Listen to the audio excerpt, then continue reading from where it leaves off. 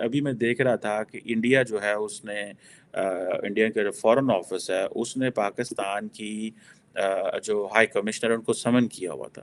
United عرب Emirates کی ایک company Lulu group invest کرے گا ہمارے ہمسایہ ملک انڈیا میں $1.3 بلین۔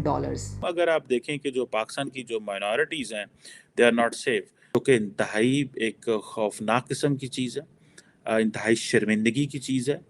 اور اس کو کہا جا رہا ہے کہ 10,000 کروڑ کی یہ انویسٹمنٹ کا منصوبہ ہے۔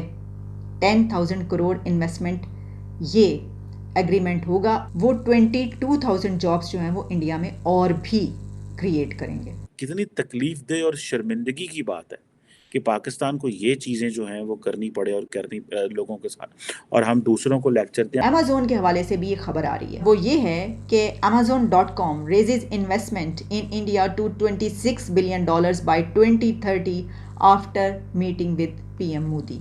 Amazon ویب سروسز نے یہ کہا ہے کہ وہ 1.6 ٹریلین روپیز یعنی $12.9 بلین کنٹری میں بائی 2030 تک انویسٹ کریں گے۔ جس ملک کے اندر گرمی میں گیس بھی نہ ہو، پانی بھی نہ ہو، کھانے کے لیے روٹی بھی نہ ہو، پہننے کے لیے کپڑا بھی نہ ہو، بیماری میں میڈیسن نہ ہو، ایجوکیشن کے لیے سکول نہ ملے، تو پھر آپ مجھے بتائیں کیا سکون ہوگا وہاں؟ دوستو، آپ سبھی لوگ جانتے ہو کہ پاکستان آئے دن دھرم کا کارڈ کھیلتا رہتا ہے اور بھارت کے خلاف پروپیگنڈا چلاتا رہتا ہے کہ مسلمانوں کے اوپر ظلم ہو رہا ہے، اور خاص کر کے کشمیر کے اندر۔ لیکن سوشل میڈیا کی وجہ سے خود پاکستان کے اندر کیا ہو رہا ہے یہ پوری دنیا کو نظر آنے لگا ہے۔ پہلے تو پاکستان کے اندر مائنورٹی کے اوپر جو ظلم ہوتا تھا وہ دبا لیتا تھا، لیکن آج سوشل میڈیا اور انٹرنیٹ کے کارن پاکستان میں ہو رہے ظلم پوری دنیا دیکھ رہی ہے۔ ایسا ہی ایک معاملہ پچھلے دنوں آیا جس کے اوپر بھارت سرکار نے پاکستان ہائی کمیشن کو سمن بھیجا ہے۔ موجودہ بھارت سرکار پاکستان کے اوپر زیادہ بات نہ کر کے ایکشن لے رہی ہے۔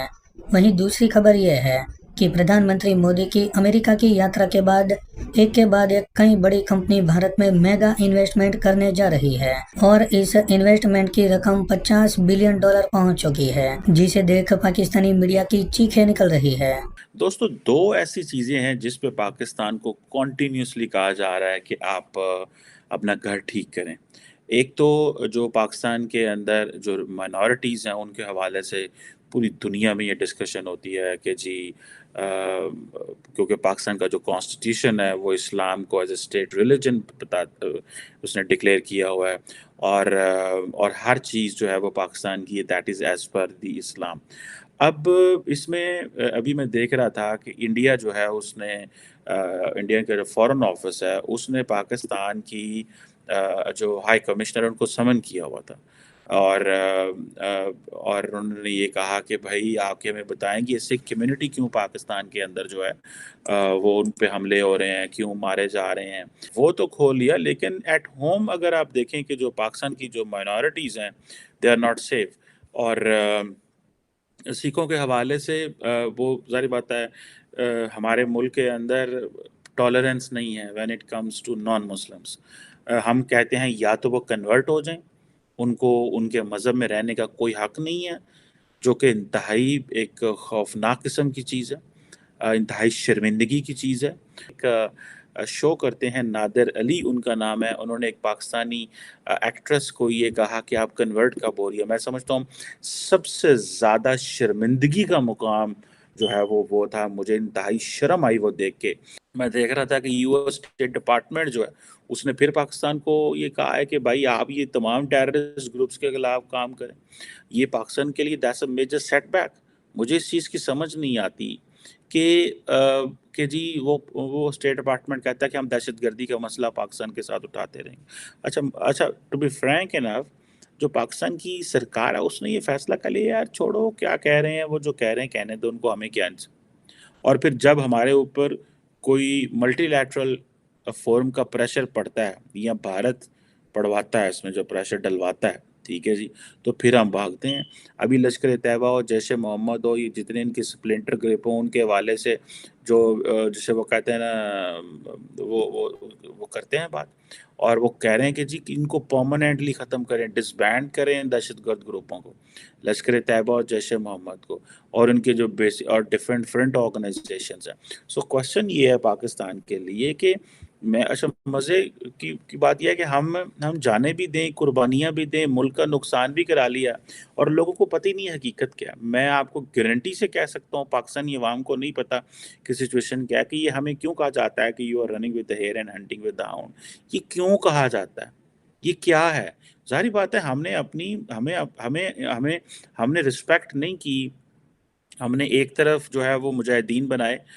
ہمیں پتہ چل گیا کہ جو مجاہدین ہیں، جو یہ افغانستان میں اگر سوویت یونین کو گرا سکتے ہیں تو کشمیر میں یہ انڈیا کو بھی جو ہے نا وہ چت کر سکتے ہیں. یہ تو ہمارا موقف تو یہ تھا، سینٹرل آرگومنٹ تو یہ تھا.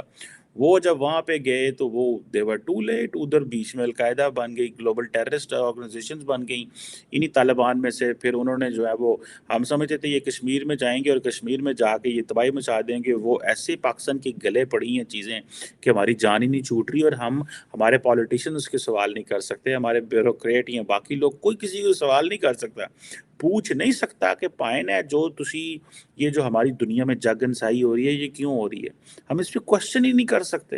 خبر یہ ہے کہ یو اے ای کی ایک کمپنی، یونائٹڈ عرب ایمریٹس کی ایک کمپنی لولو گروپ انویسٹ کرے گا ہمارے ہمسایہ ملک انڈیا میں $1.3 بلین اوور 3 ایئرس.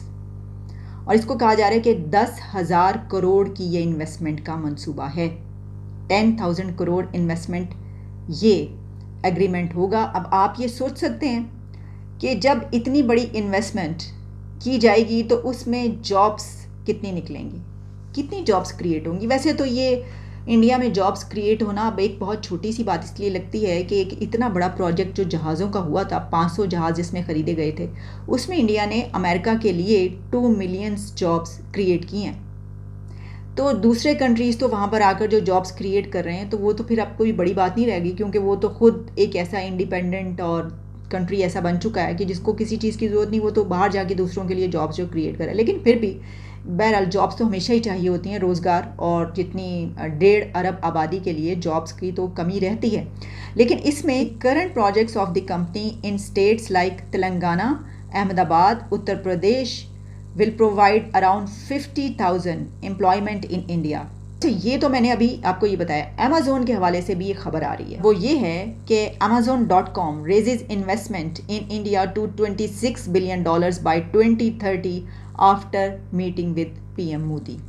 اور اس کی ڈیٹیلز اس طریقے سے ہیں کہ ان کی طرف سے یہ اناؤنس کیا گیا ہے کہ یہ جو انویسٹمنٹس ہیں $26 بلین کی، یہ بائی 2030 کمپلیٹ ہوں گی.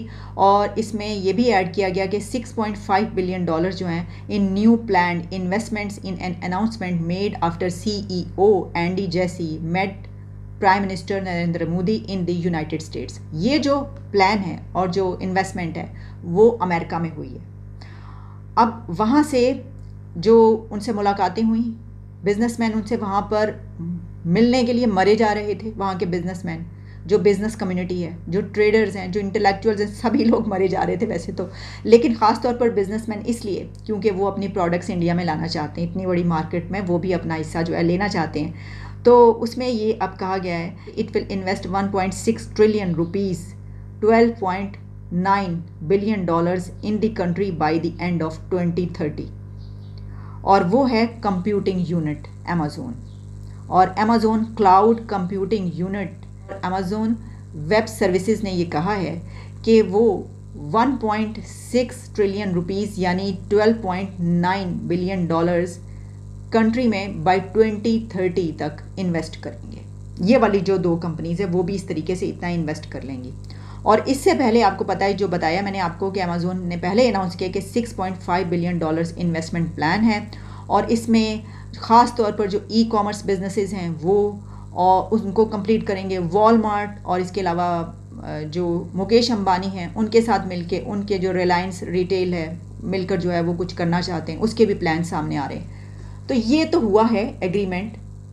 امریکہ میں اب دیکھیے ابھی تو یہ سامنے آ رہا ہے، وہاں پر تو اتنے لوگوں کی اور بزنس مینوں کی ان سے ملاقاتیں ہوئی ہیں، یہ تو ایک کے بعد ایک.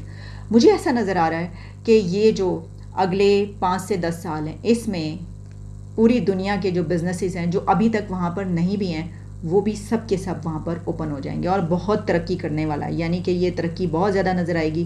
اس وزٹ کے اثرات بھی ہمیں اب آہستہ آہستہ آنا شروع ہوں گے تو ہم دیکھیں گے کہ ہمارے ہمسایہ ملک میں جو ہے وہ تو سر دکان کھل گئی ہے بس.